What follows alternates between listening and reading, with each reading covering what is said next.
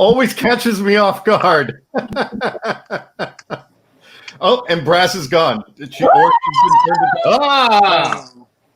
know, it caught me so off guard that I didn't put on my. Oh, you know what? She too.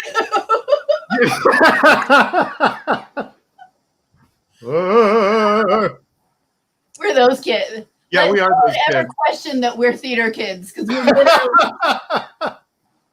I don't know who it speaks worse of that I don't have one. I think the scariest thing about mine is that it's fitted. Huh? The scariest thing about mine is that it's fitted. For COVID-19? Yeah. to protect the dead. That's right. That's right. Hey guys, ghosts. Ghosts. And I want to say ghosts are a very touchy subject for me because I adamantly do not believe in ghosts. Right. Adamantly. Yeah. And many, if not most, people that I know and love believe in ghosts. And that doesn't sit right with your soul, right? It's always just a little bit disappointing to me that the people I love believe in ghosts. But here's the thing, and I think that it's kind of crucial to the conversation tonight, is that not believing in ghosts is an essential part to most solid ghost stories. Yes. Like, doubt is always a big part of, because then comes comeuppance, or then there's always that kind of like medium part where people are like, is it real or isn't it? Is it in his head? You know, so I think you know, being the doubting Thomas of the ghost world, being the Houdini, I like to think, of the ghost world. Houdini didn't believe in ghosts. He wanted desperately to believe in ghosts. Yeah. And ultimately he just found that he couldn't because he found no proof. And being of that mind, I think my kind of thinking is pretty crucial to awesome ghost stories. That being said, and it's, there's always a caveat, right? Yeah. I dare say that all three of us at some point or another have had a ghostly experience. Yes. Yes, me too. I used to really believe in ghosts, and now I do not. But I have a new understanding of what that phenomena is. But it's not ghosts. It's not that anymore. I want you to know, Alf, I've evolved away from that. It's lizard people. But and it's not aliens. Just a more esoteric understanding of the energy. That's given me a new footing on what I commonly refer to as ghosts. But I'm siding with science on this now. Yeah. Got it. Yeah. I mean, so I'll give you guys my story because it really speaks to how deeply ingrained the idea of a ghost is in our heads. Yes. This was, I think, 2009. And I, solid in my thinking, very, very, very, very skeptical and cynical about the whole thing. And I am, of all places, at the Comedy Store in Los Angeles. Here we go. And we were doing a haunted Comedy Store night. And we had, I had to open the Comedy Store at like 4 a.m. to have a news crew come in and film, all of the spooky stuff that we were going to do. Right. And I had one of those electric meters that supposedly tells you, like electric pulse meters that tells you if a ghost is near. Oh, an EMP. EMP, yeah.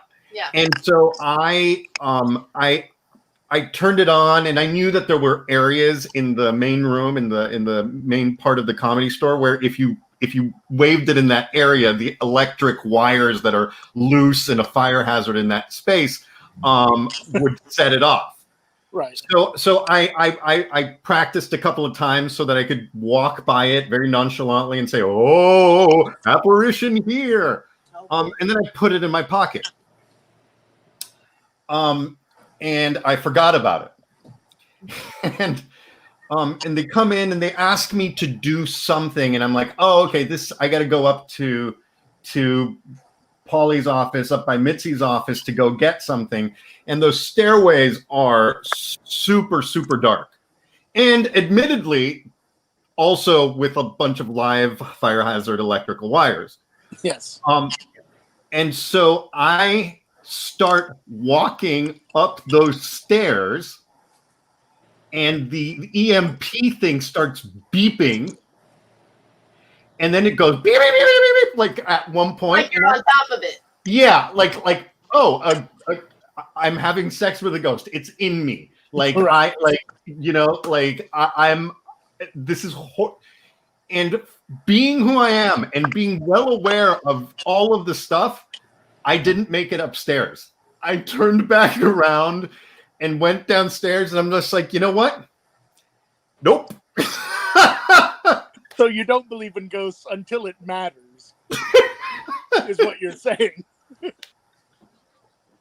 You're all science and reason until the shit hits the fan. You believe in ghosts. And I kind of feel like that makes a good, like, that's what makes good ghost movies, good ghost stories. I love this. Yeah. It's funny that you mentioned yours, because anyone who spends time at the Comedy Store eventually has one. Yeah. Like, we all know about the old man in white that told everyone to kill you. That, like, everyone knows about that. But my personal experience was in the belly room, and I was up there before a show alone. There wasn't even a mic, like they keep the microphones locked up, but there was the stand and the stage and everything, and it was still lit. And it was a rare opportunity to just be in the belly room alone. And I was like, I'm just going to do a set without an audience for my own benefit and just kind of get comfortable with silence, And so I was up there doing that. And after a while, when you're telling jokes to no one, you're bombing because there's nobody laughing. So I started doing savers. And I did a joke about how I've even walked the ghosts of the room. And when I did that, the door at the back of the belly room shut. No. Yep. And I have no explanation for it, but that's what happened. Oh, I bet your heart rate went through the roof. I stopped doing my set. It walked through. I was like, well, that's my time. That's that's your stairway. Yeah. That's the light. Around. Yeah, I'm not going to run the light now. Circumstances, and but yeah, that's the one that happened to me. I've heard others. Most of them are kind of silly, and a lot of them are like, well, you were on drugs at the time. Like, they admittedly so. Most of them are like, yeah, we were in the back getting high, and then ... Well, yeah. That's what happens. Yeah, and that place has all of the trappings of making those things happen to you. Oh yeah, it's painted black. There are literally rats that have died in the walls that you can smell in the summertime. It's definitely the most foreboding comedy club, which is oddly saying a lot. Yeah. But it's and it has the history of there's bad mojo in that place. For sure. If you look into the places that it used to be and the stuff that used to happen there, if any place is going to be haunted, that would be it. Brass is dying. Brass is dying to tell us. What you got? I just wanted to ask if anybody was going to bring up the fact that this was an old mafia hangout, the Comedy Store. Right. Yeah. And the mafia didn't exactly give you milk and cookies and send you on your way. My only experience where I was like, no, I was allowed to walk into the main stage by myself just the neon lights were on. And I was like, I'm just going to let whatever happens, happens, but probably nothing will happen. And then I felt like I was being watched. I felt like somebody was like boring holes through my back. And I kept turning around. And I'm like, no, I'm the only one here. And then I realized, well, now it's starting to come from different areas. Like I started to feel watched from different parts. And I was like, yeah, this was an old mafia. Yeah. They just want to know they just want to, you know what I mean? It's strong. It was a strong perception. In the belly room, green room, there is still a little nook where you can see down into the main stage, which is how they would plan who was going to get rubbed out, that sort of stuff. And has a little like sliding door, right? I think so now. Yeah. At the time, it was like that, and the basement is pretty.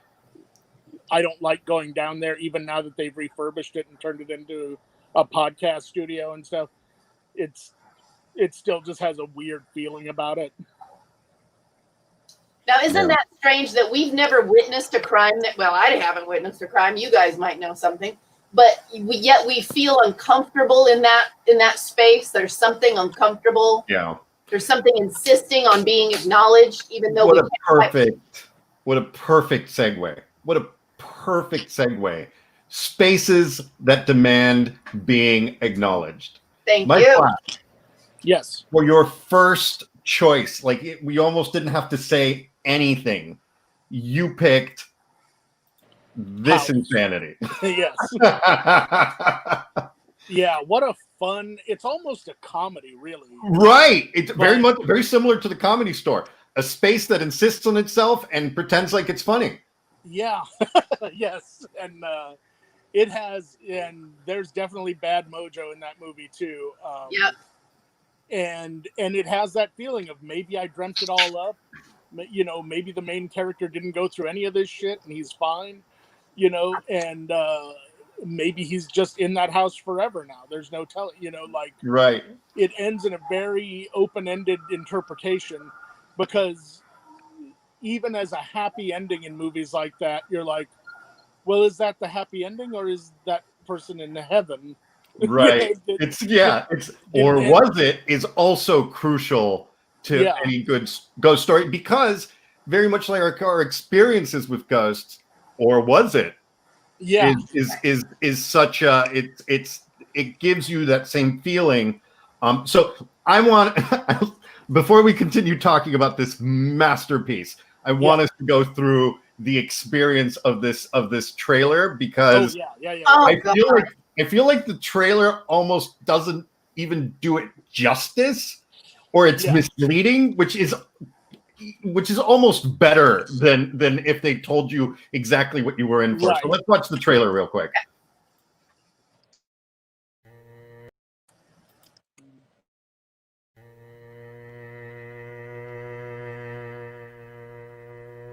This is a house where no one should live. Roger Cobb has come here alone. But no one is ever alone in the house. Leave while you can. No! Sandy.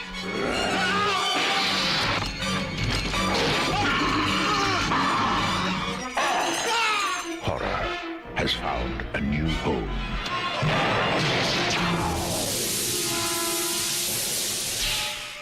House.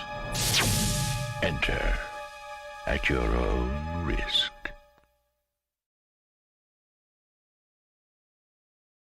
Amazing. Yeah, that preview sucks. That's right. It was a terrible indication of what that movie is. Yeah. Right.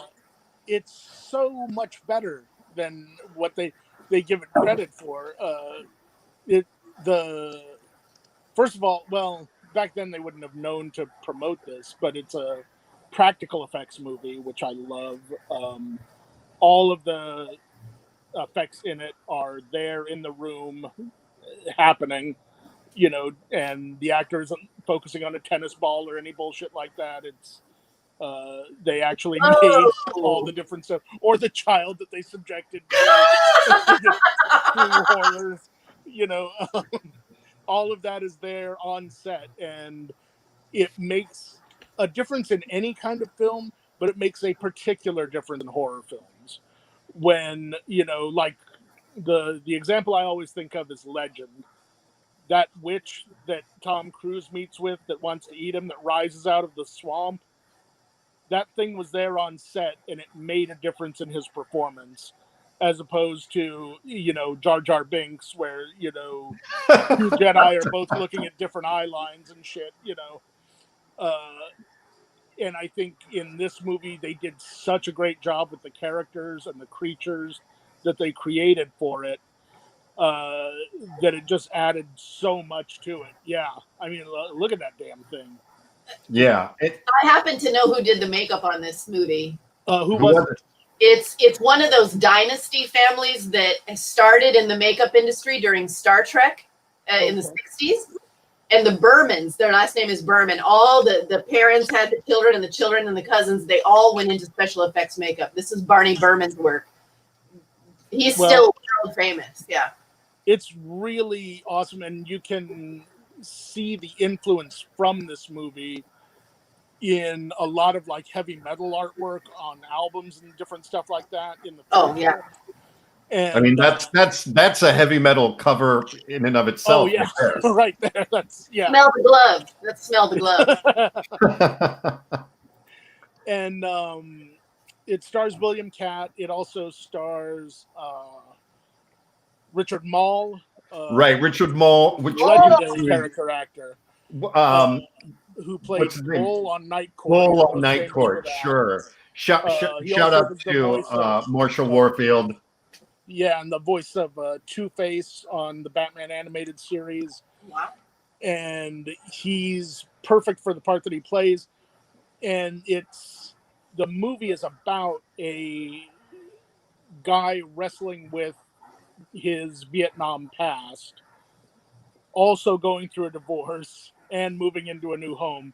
And losing his kid. Yeah. And writer's block. Right. Not writer's block. That's the most terrifying part of all. And There's no cure for that.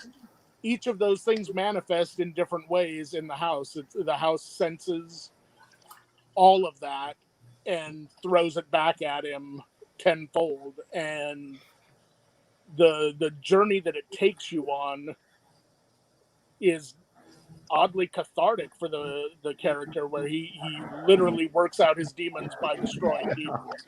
Yeah. You know, he literally goes into the dark and pulls out his redemption. Yeah. And they have so much fun with it.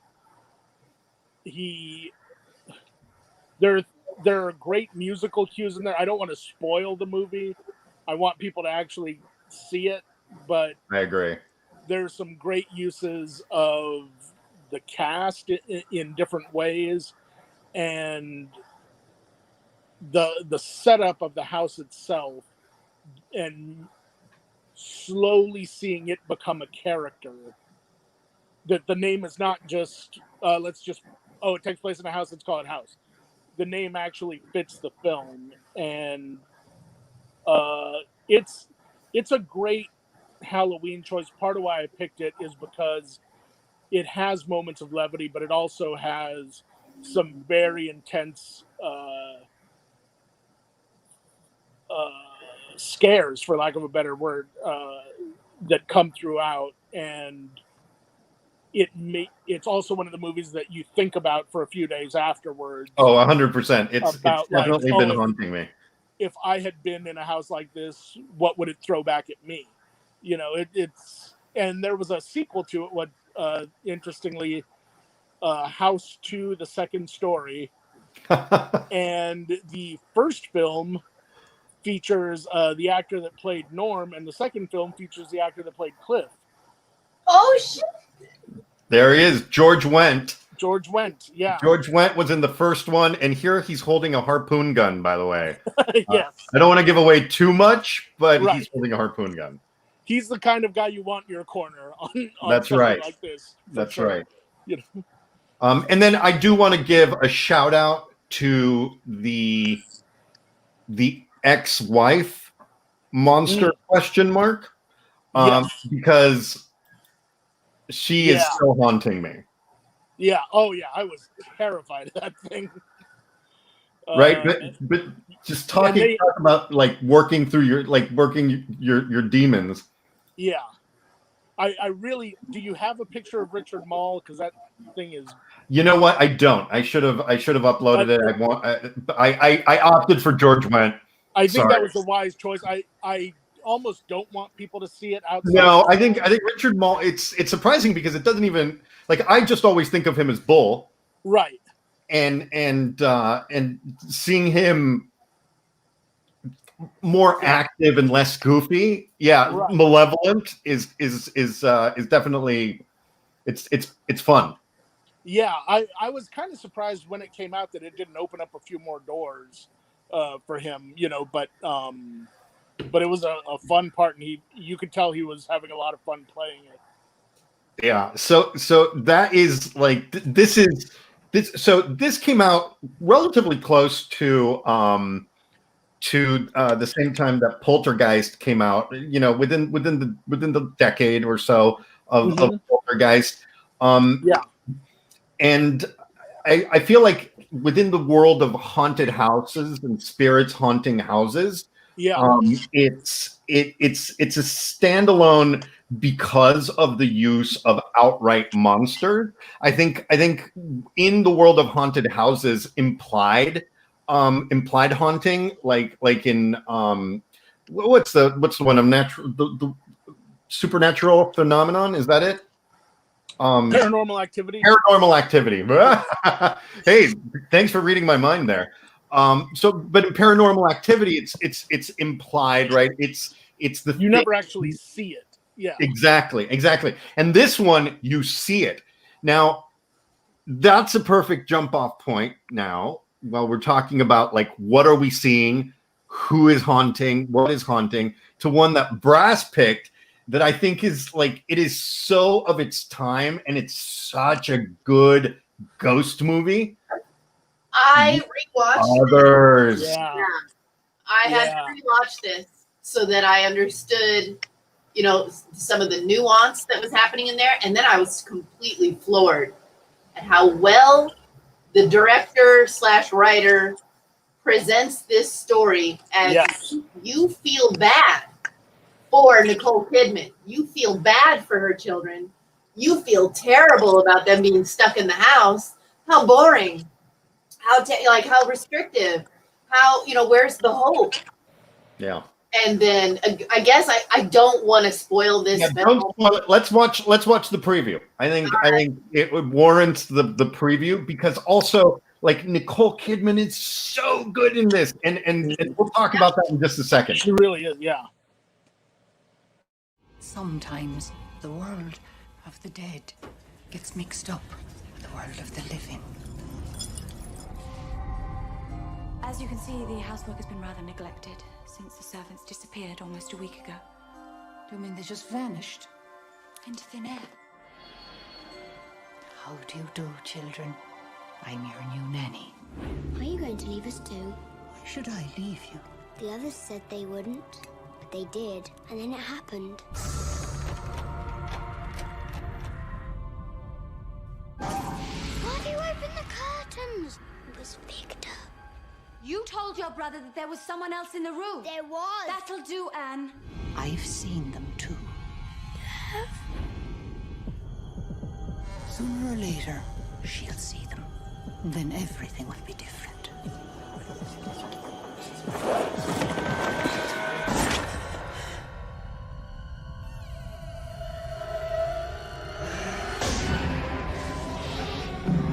What do you want? They're everywhere. They say this house is theirs. No! Children! Come here! Run! Can't you hear it? There's someone there.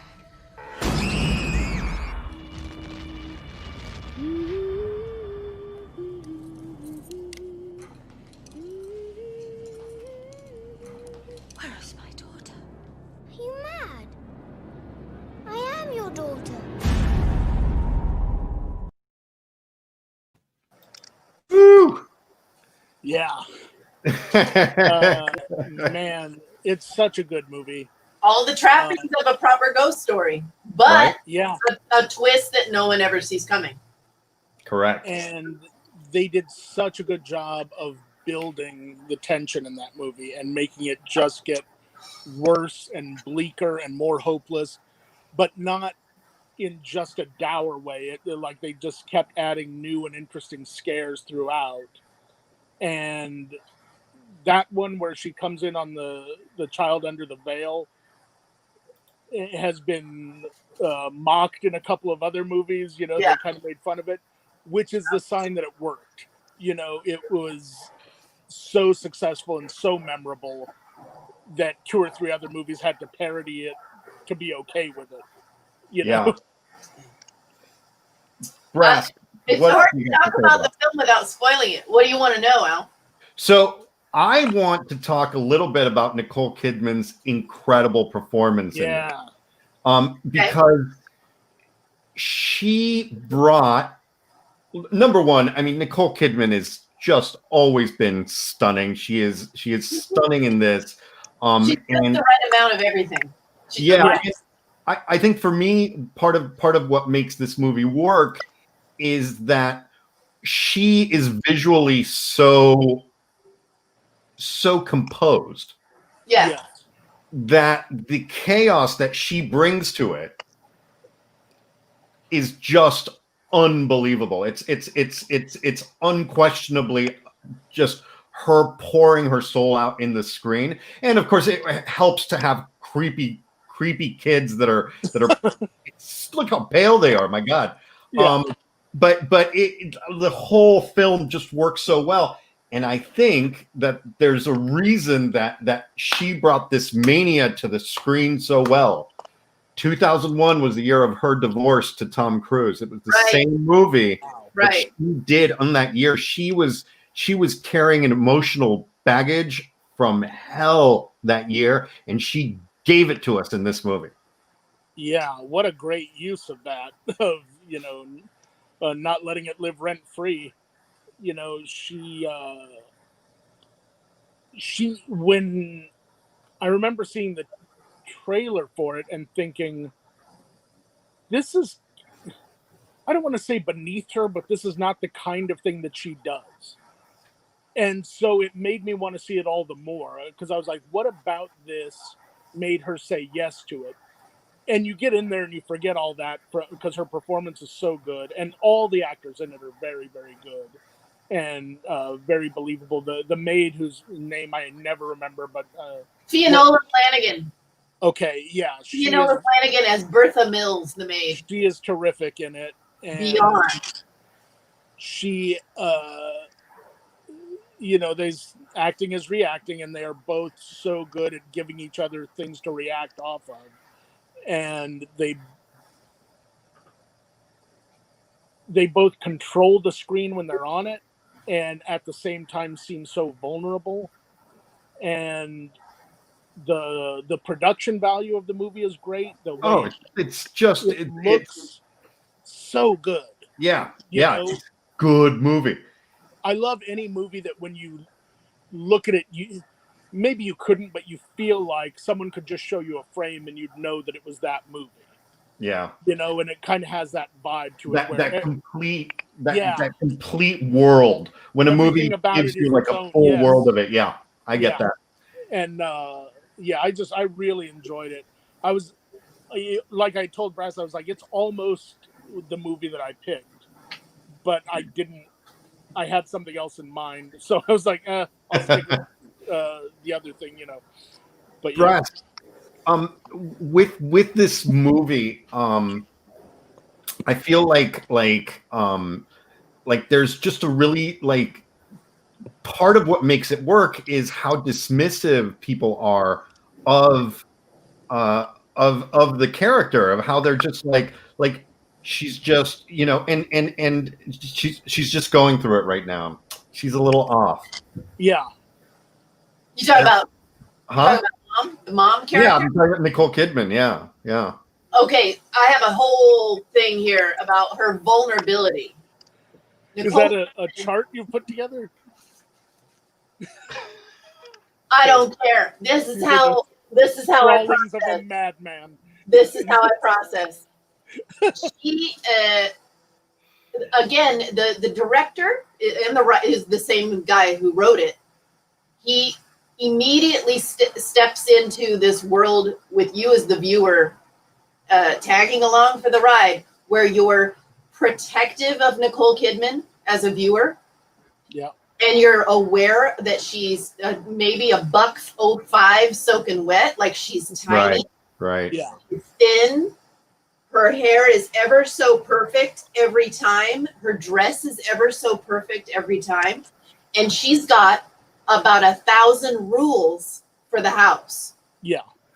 She must have these rules obeyed. And when you bring in Fiona Flanagan, that actress, when she comes into the house, Yeah. Fiona pushes back Right. on those rules, and the children start pushing back on the rules. And you're like, can we not stress out Nicole Kidman? Can everyone just do what she's asking? And then the flip happens. Did you kind of feel too, though, when Flanagan came in, that she's testing her rules, but something about it made it seem like it was for her own good? Yes, she was the safety net. Fiona comes in as Yeah. safety, and you're like, but for all I know, you're the bad guy. But you just feel that right away, don't you? You feel Right like, away. I think it's the old. even if she is the bad Irish- guy, this might be for her own good in a weird sort of way, you know. And I felt like what Nicole Kidman was giving, you're right about the rules and her look being just so and everything. She's frosty. It feels like she's a pressure cooker, like a living pressure cooker. Well, and that if yeah. any one of those things undoes, she's just gonna fucking die, you know. And you don't want to see her. You don't want to see Nicole Kidman be stressed in this film. Right. Right. You really Yeah, do like, feel that for is her. such You a- do. And she already had our sympathy because she was going through the divorce. We were all just Right. like, we're rooting for you. And we were rooting for her. And she was Yeah. going through shit and she went through shit. Like the whole movie works at such a total level. It's so good. All of that cinematic baggage comes in behind her, and it Yeah. just talk about root for factor. You just feel that empathy so quickly with her, you know. God, it's so hard not to talk about the twist. But I know it is. I'm going to stop us before we do. Right. Good call. Because we're going to jump into another movie here that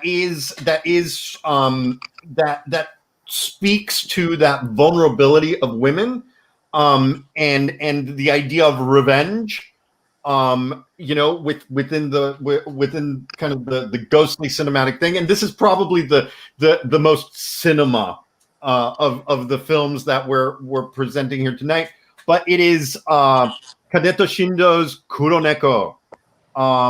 And I stumbled into this last year. It was on, you guys know I love American movie Turner Classic Movies. Yes. And this was on Turner Classic Movies during Halloween. I'm not going to say anything. We're going to watch. Did they colorize it for Halloween?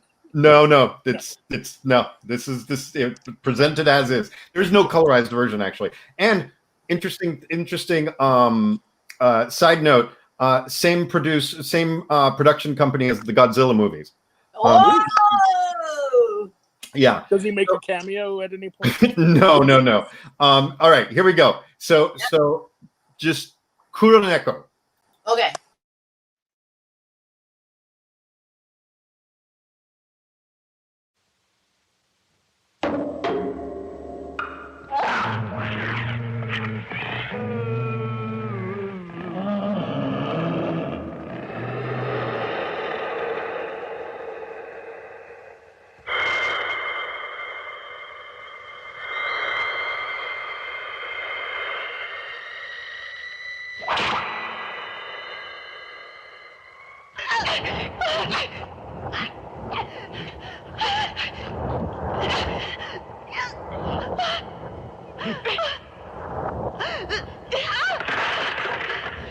Samurai を殺し、その生き血をすることが私たちの悲願です。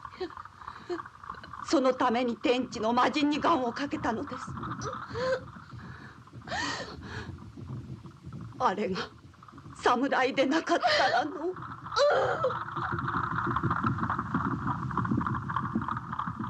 おまたしき妖怪、我が母、我が夢に姿を変えるとは何もしわらだ。お前の胸も足もみんなシゲと同じだ。お前はシゲだ。俺の嫁のシゲだ。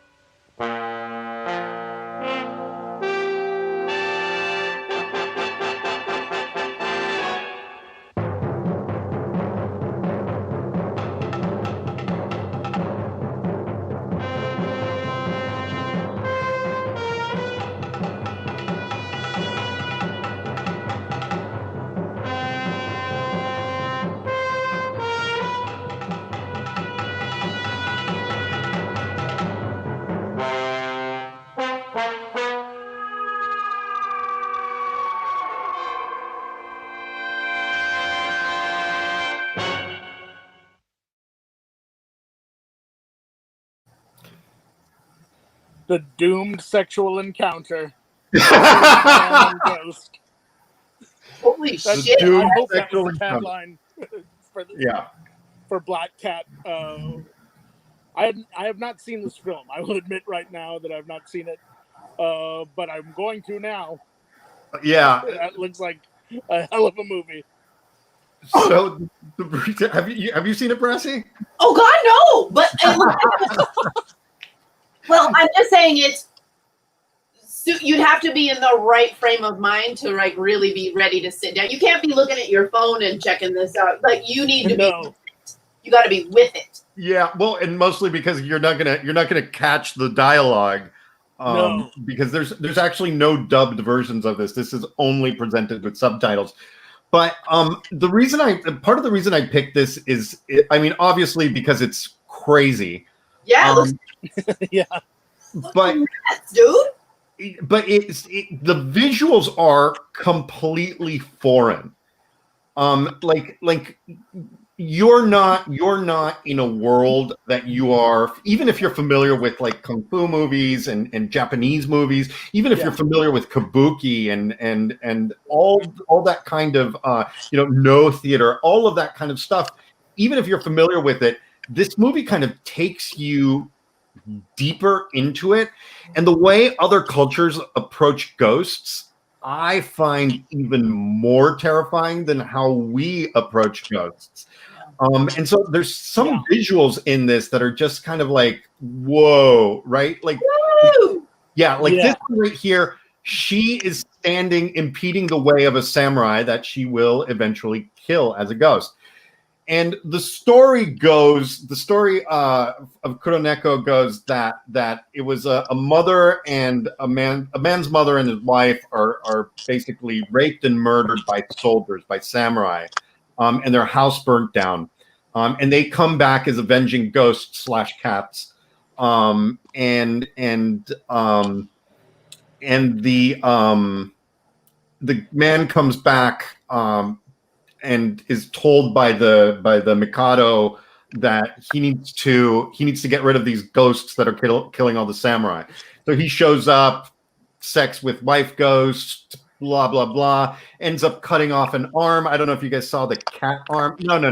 The whole thing is crazy in a way that you would just never imagine it, and it has its roots in a lot of like solid Japanese, like the cutting off the arm and showing the arm as proof of something is kind of a recurring theme in Japanese. And in fact, that's why they do it in some of the Star Wars movies. There's a lot of arm cutting.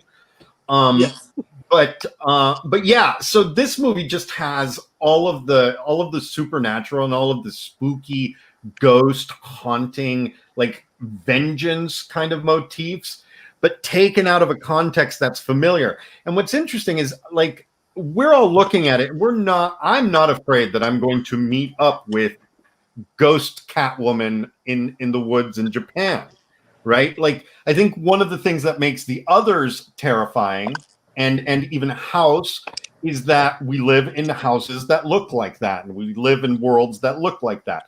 Right. Here, you're completely removed from it. And the visuals are still super strong and super powerful, and I just really enjoyed this movie. And also, it's filmed in a way and told in a way that's just like, you're just like, whoa, I had never seen something like that.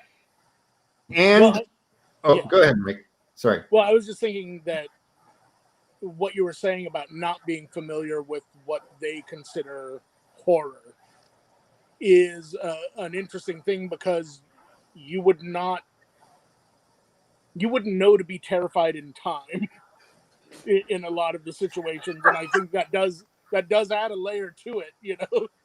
Like, you think, oh, cute little cat, next thing you know, you're having sex with it and chopping its arm off, and then there's no way to warn someone about that, you know? Yeah, and the giant murdering, or giant or not giant murdering cat, it creates one of the best lines in the entire movie. So I'm just going to pull it up right here. Wow.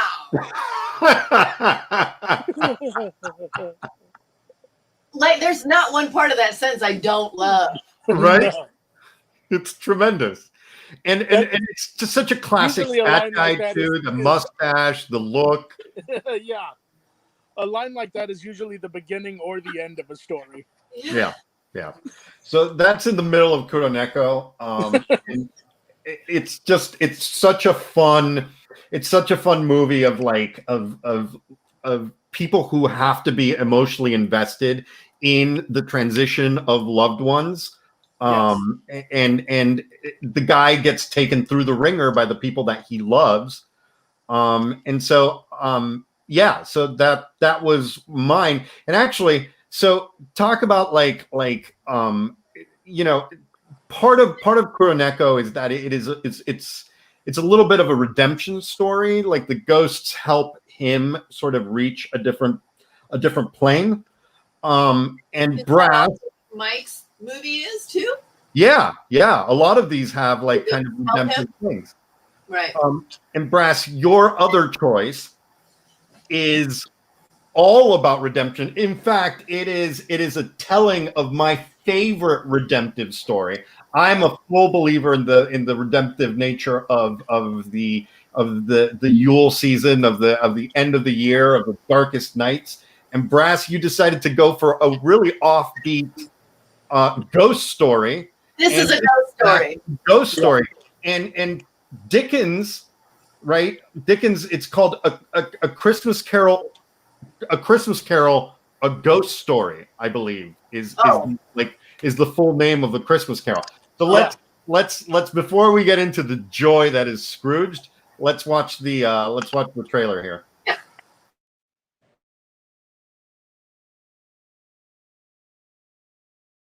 7 o'clock, Psycho sees Santa's workshop, and only Lee Majors can stop them. In the night the reindeer died. Be here. You can't show that commercial. That thing looked like the Manson family Christmas special. Think I'm way off base? Yes, you're a tad off base, sir. Frank Cross is more than the youngest network president in television history. Call security. Have them change his locks and toss him out of the building. Oh, he's fired? It's Christmas. Thank you. Call accounting. Stop his bonus. Watch out. He's a thoughtful boss. Thanks, boys. Get the nurse. A generous brother. What did he give you last year? I don't remember. A shower curtain. Excuse me, ma'am. I think you dropped something here. And a true humanitarian. I can't get the antlers glued onto this little guy. We've tried crazy glue. Have you tried Staples? But his life is about to change. Woo-wee! That was a good one. You are going to be visited by 3 ghosts tomorrow at noon. God, tomorrow's bad for me, Lou. As a matter of fact, the whole rest of the week is a washout. Anyone who thinks he hates Christmas is wrong. Go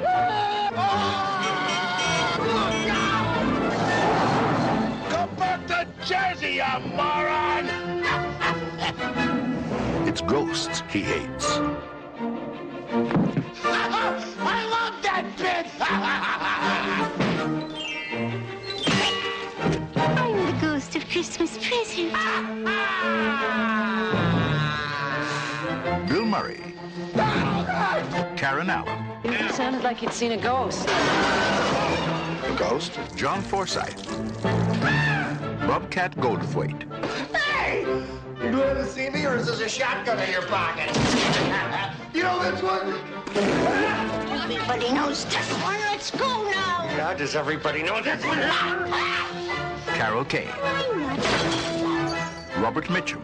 I really care! David Johansen. Oh, I'm having the weirdest day! This holiday season, see Bill Murray get Scrooged. Hey, back off, big man. That may work with the chicks, but not with me.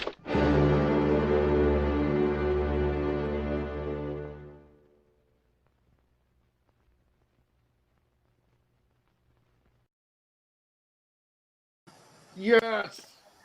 I love that movie. It is a Richard Donner picture. I didn't realize that. Oh yeah. Yeah.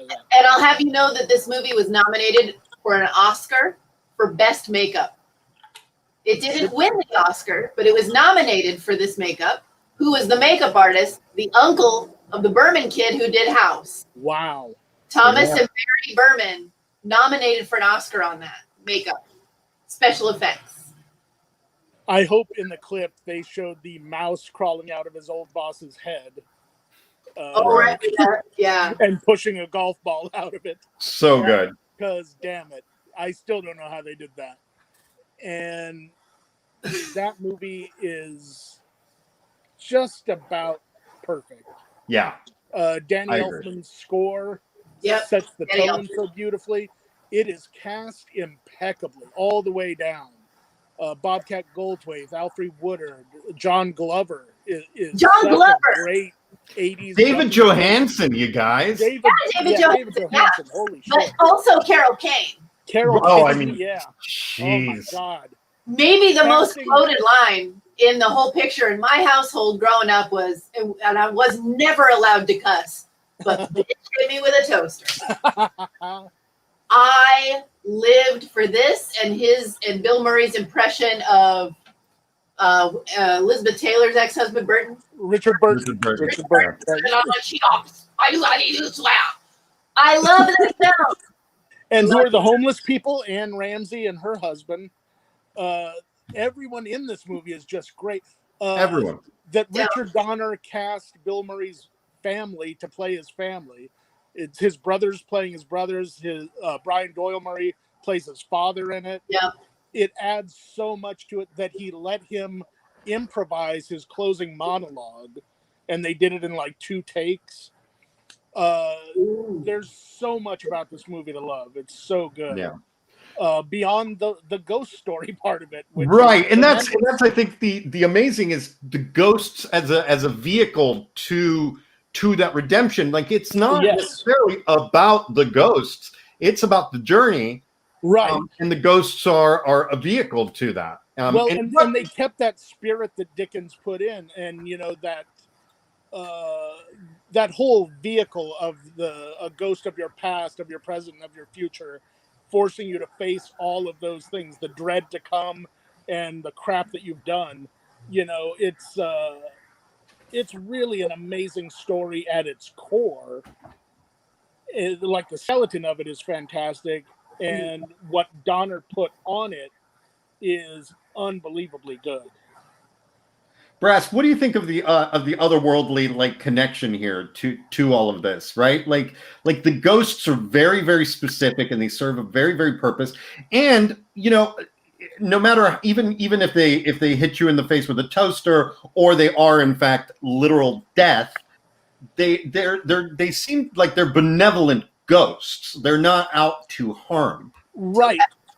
And it's a similar thing to the lady in The Others, that where it's like, this is going to help in some way, even though it's terrifying. Yeah, your methods are freaky, but I feel like you're the right direction. Yeah. Well, okay, so I was so excited about doing this tonight. I was telling my roommate about it, and I'm like, here's the movies I'm going to do. And she said, oh, the Scrooge movie, it's like the tarot cards. You do a 3-card read. You do a card for the past, a card for the present, and a card for the future. That's essentially the framework of this Dickens movie. Is you have to look at what you've done. Where did it get you? Are you really proud of that? And what are you going to do differently? So the energy between these 3 times tends to be reflection, acceptance, and then a new direction. You have to accept that something's going to have to be different. Yeah. And these ghosts like Fianola and The Others, and these ghosts in Kuroneko, and in House, it's like you're going to disagree with their methods, but the ghosts have done this, have been there, and don't want you to fall into the same trap. So they're going to scare you straight. And to me, it's ghosts are there to scare you straight because they've experienced it and they're just begging you not to do the same mistake. Yeah. And maybe what really is the terror of ghosts is gazing into what might be like our future, you know? So yeah, I mean, I think there's definitely a lot to be like. I think the idea of ghosts as sort of compatriots and benevolent, like partners in a journey, I think is something that like you have that initial terror, like what we had in Kuroneko and in The Others, where the ghosts are otherworldly, and that is it. You look at like Paranormal Activity, you look at like anything with a violent poltergeist, right? Like, and you're that's terrifying. But also, like the poltergeist are telling you to stay away from the Native American burial ground. Like everyone's warning you about things, and I think ghosts are more of a portend than they are of the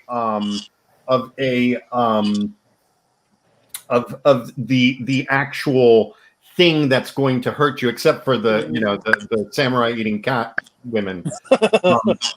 But ghosts as friends leads us to another awesome movie that is really close to my heart, and that's The Frighteners. Yes. And this one's my second movie that I picked. And again, like you look at this poster and you think about the movie, and it doesn't necessarily mesh. But let's watch the preview, because the preview's awesome. The movie's great. Like, I'm just excited to actually see this. All right, here we go.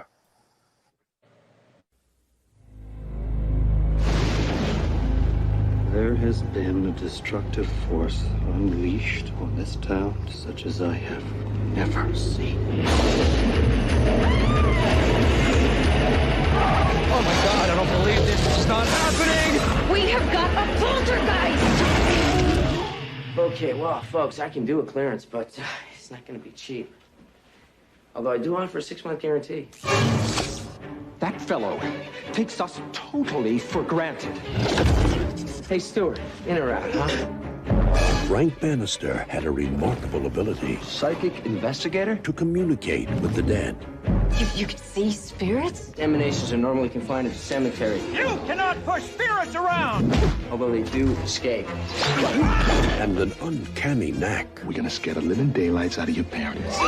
For making a profit off the living. We're supposed to be his business partners. Everyone says that you're a fraud, but I've seen what you can do. Give it up, Frank. Death ain't no way to make a living. But now, some things put the fear of death in the living. What is happening to me? And sent the dead running for for their lives. I've seen a figure in a cape. That was the soul collector. When your number's up, that's it. Frank, we got problems. All these murders that have been going on in Fairwater, they're gonna pin them on you. From Universal Pictures and Robert Zemeckis. You're next, pal. And acclaimed director Peter Jackson. We don't stop till the screaming starts, you dig? The Frighteners.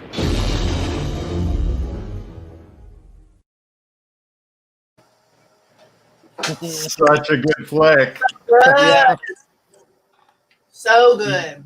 Yeah. So a few things come into this, right? And so you start looking at sort of the relationship between the living and the dead, and the relationship within the dead, and the relationship of and the hierarchies within there's good dead and there's bad dead.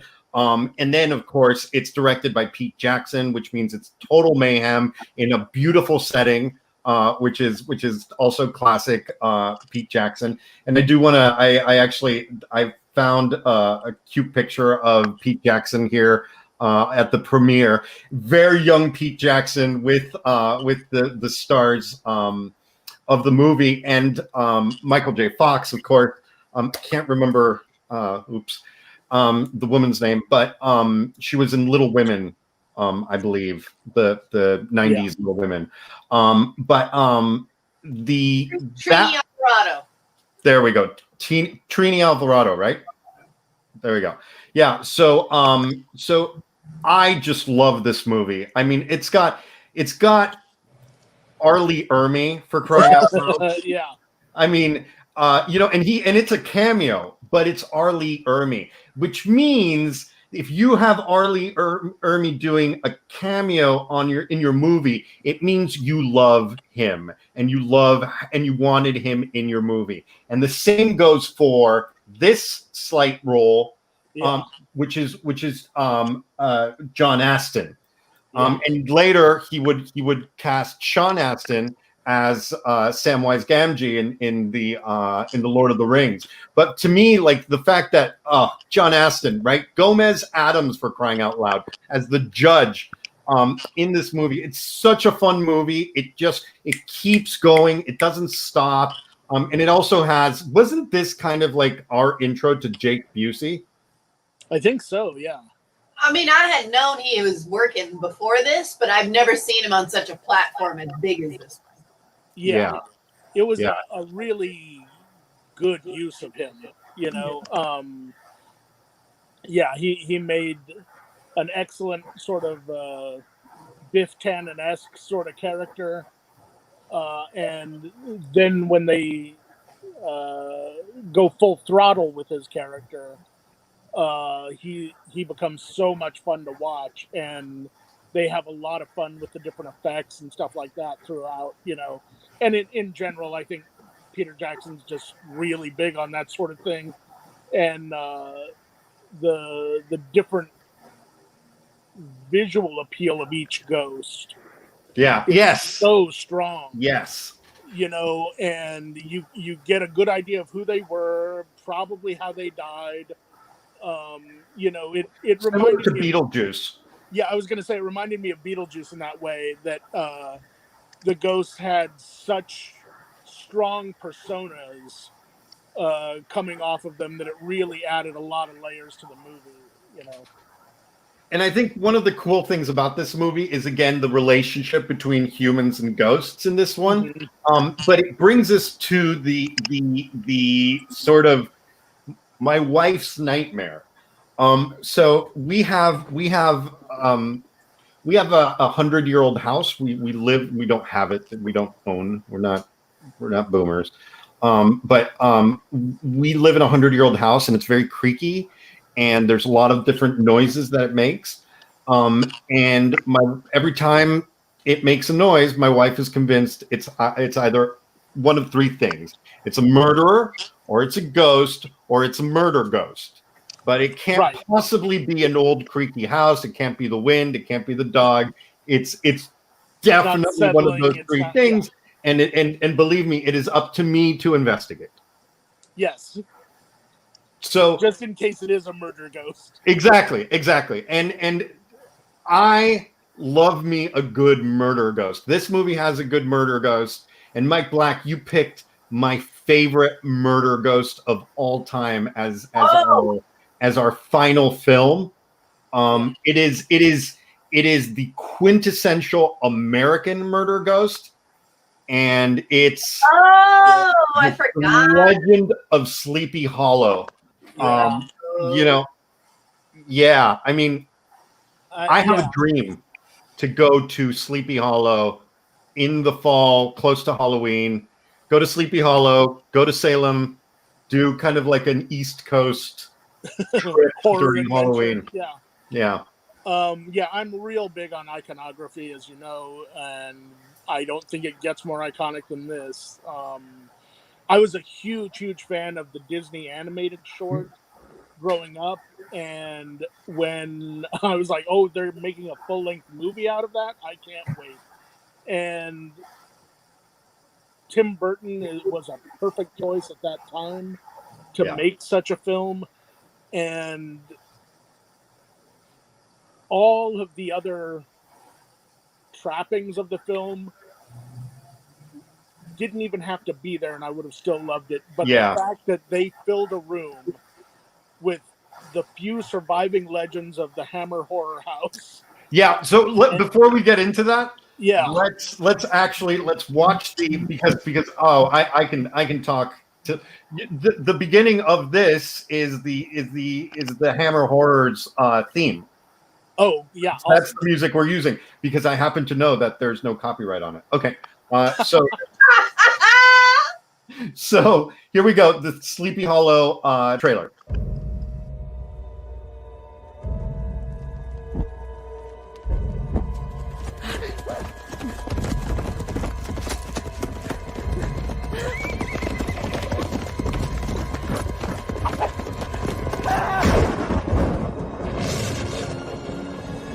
I am Constable Ichabod Crane, sent from New York to investigate murder in Sleepy Hollow. How much of your superiors explained to you? Only that the three were slain in open ground, their heads severed from their bodies. Taken by the Headless Horseman, taken back to hell. He rode a giant black steed. To look at him made your blood run cold. Even today, the Western Woods is a haunted place where brave men will not venture. We have murders in New York without benefit of ghouls and goblins. You're a long way from New York, Constable. Is everyone in this village enthralled to superstition? We have many things to talk about, even in this backward place. Excuse my manner. I'm not used to. Female company? Murder! The Horseman's killed again! The assassin is a man of flesh and blood, and I will discover him. Are you so certain of everything?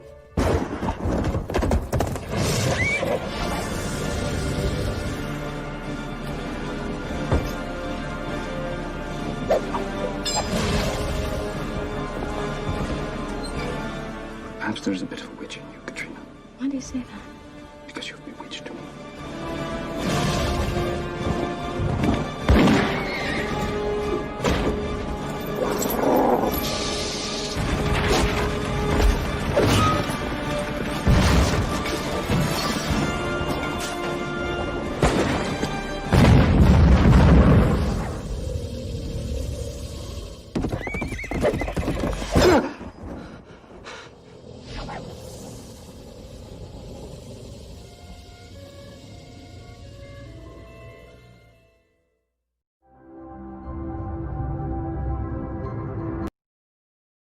All right. Yeah. That was Yeah. I forgot. I'd like to mention that Ray Park playing the body of the Headless Horseman. Who they could not have done quite a bit of that without him. And, of course, Christopher Walken played the Hessian soldier, the head, but... and again, Danny Elfman, this is probably the third movie of the ones we've chosen that he's scored. Impeccable. It really, him and Tim Burton, of course, worked together on practically everything. and they're both at the height of their power during this. Yeah, God, really good movie. So one of the things that that like just really strikes me about this movie is, I mean, really, like, the word for this movie is peak. It's peak Danny Elfman. It's peak Tim Burton. It's peak Johnny Depp. It's peak Christina Ricci, right? Like everybody in that movie is at their strongest. You know, I think I would be I think you would be hard pressed to find like a more a better moment for the Depp Burton collaboration than this. Like, I feel like this was so perfect, and I think part of it is because you know, Tim Burton's really good at creating worlds. We talked about the world of the others. This is a very complete world, and it's also like, for us, that Federalist moment in time. We always talk about the American Revolution, and then we're like, and then it gets a little bit complicated, and we go kind of straight to the Civil War, right? And this is in that sort of immediate time where Sleepy Hollow was in upstate New York, and a very dark place and very far away from New York. It was a new country, new people, new science, new things. Almost unincorporated territory. It was, you know, it was its own, like the Wild East in a way, you know. Exactly. We talked a little bit about the wilderness, the eastern wilderness, Brass, when we talked about Last of the Mohicans. Yeah. But I think my love of this movie also comes, Mike, you were talking about like all the old guys in this, and what an amazing cast they got. So like let's talk through the elders of Sleepy Hollow here. we can name them all off here. Because you have Emperor Palpatine. Yes! Ian Right? McDiarmid. Ian McDiarmid, right? So you've got Emperor Palpatine is in it. You've got Alfred, Michael Goff, right? From the Tim Burton Batman. Yeah. Makes sense. Right? You've also got Principal Rooney. Yes. Right? Jeffrey Jones. You've also got that really corpulent guy from all of the British, right? Uncle Bursley from the Harry Potter movies. Sorry, what were you saying? I say he ended up replacing Dumbledore. You know, no, you're thinking Michael Gambon, who is also. No. I'm thinking about the really, really heavy set dude. Yes. I don't know his name. Him. For the life of me. Him. Yes, that guy. Great character actor. And of course, Christopher Lee. Right. What? Right. Yeah, he's the judge at the beginning. Yeah. And I am undone. Yeah. Christopher Lee. He's like, Constable Crane, you're to go to Sleepy Hollow, right? And it's gorgeous. It's gorgeous. The entire thing. It's such a fun movie. And they made the character much more menacing, the Headless Horseman. Oh, the Headless Horseman. Yeah, they added so much to him. You know, to make him more formidable. Beyond the pumpkin head, you know? Yeah, he was already, you know, going to be scary to kids. I think that wasn't going to take a whole lot. But they made him scary to adults, and they made it. I thought the costuming was perfect. The horse that he rode. Just that he had a number of weapons to cut your head off with. He wasn't just relying on an axe. You know.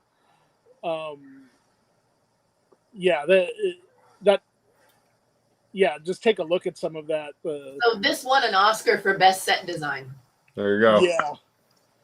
And it felt like for best costume, but didn't win it. And Danny Elfman Tim Burton always has to set fire to a windmill, by the way, because he loves the original Frankenstein, Right. And the visual of the burning windmill, like he does it. I just watched Frankenweenie earlier this evening. Yes. And there's a burning windmill in Frankenweenie as well. But yeah, I mean, this movie is damn near perfect. There's Emperor Palpatine again. Oh, but he looks good there. Yeah, everybody looks great. Like, this is a good movie. I love this movie. I think it's probably my favorite Halloween movie. It's just like I almost save it watching this month to like one of the very last ones because it's so damn good, and I can just watch it over and over. Johnny Depp as the man of science turned with his world turned upside down, right? Yeah. The first time he encounters the horseman, he finds himself in bed and he's like, no, you don't understand. It's a headless horseman. And they're like, like we told you. And he's like, no, it's a headless horseman.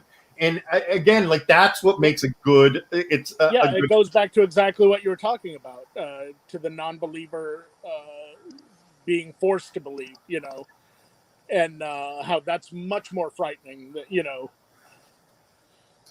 Yeah. The effects artist that did this movie that we so love, the effects on this, was the same man, Kevin Yeager, same guy who did the Freddy Krueger special effects. Wow. Yeah. That's pretty cool. And to the Frighteners. The Frighteners special effects artist was Rick Baker, who did the Thriller makeup for Michael Jackson. Sure. Yeah. That makes sense. And he won the first Oscar. When they opened up the Oscars to makeup, he won the first Oscar, Rick Baker. Yeah.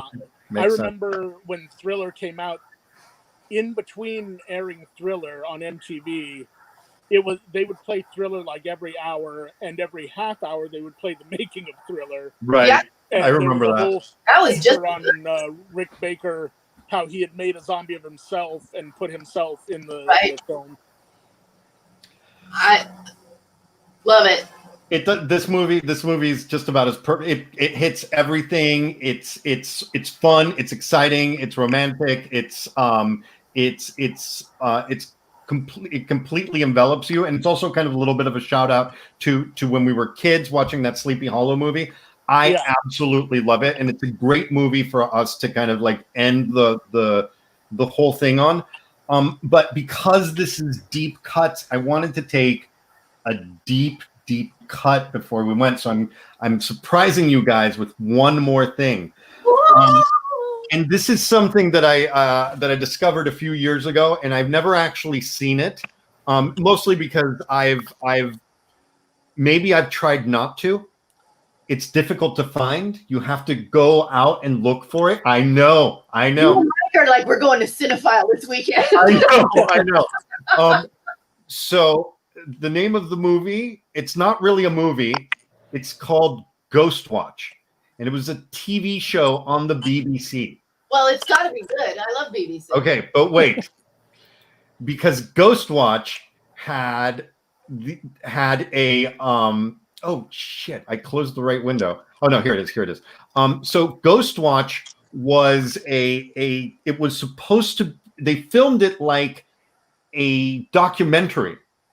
And they showed it in real time, allegedly in real time, having people call in, like it's live on studio, and the whole thing goes crazy, and people freaked out. Like you can still tell people in the UK, hey, did you watch Ghost Watch? And they'll tell you that fucked me up because people thought it was real. Because they missed the first part of it where they're like, this isn't real. And then they watched the rest of the show where it looks like it's real. And that speaks so much to like how desperately we like somewhere deep in our pits, we're just like, oh God, this is real. This is real. In the same way that as I was going up those stairs and that thing was beeping, I didn't push through. I was just like, you know what? I'm just going to go back downstairs. Just to go back downstairs. In the same way that I did that, the entire country of the United Kingdom lost their shit around Ghost Watch. So I'm going to read you a little bit of the Ghost Watch Wikipedia because it bears this description. But here we go. Controversy. Okay, although Ghostwatch was aired under the Screen One drama banner, its documentary style led many viewers to believe the events were real, causing much controversy after the show's airing. The BBC was besieged with 30,000 phone calls from irate and frightened viewers. And British tabloids and other newspapers criticized the BBC the next day for the disturbing nature of such scenes, such as Green's final scene. I'm not going to tell you what happens. And also the eerie possession scene. Oh. Yeah. Nobody was ready for that. Nobody, but it was a War of the Worlds thing, and they showed it on Halloween, and it was a thing. So I've never seen it. You guys obviously have never seen it. No. But the name of it is Ghostwatch. It's out there. It's available in places if we look, and I'm sure, I'm going to try and look. It's available in places. Have to watch it with somebody who doesn't believe in murder ghosts. So what I was able to find was part of the opening. It does include the guy from Red Dwarf. Oh, yeah. Nice. So we're gonna go off on that.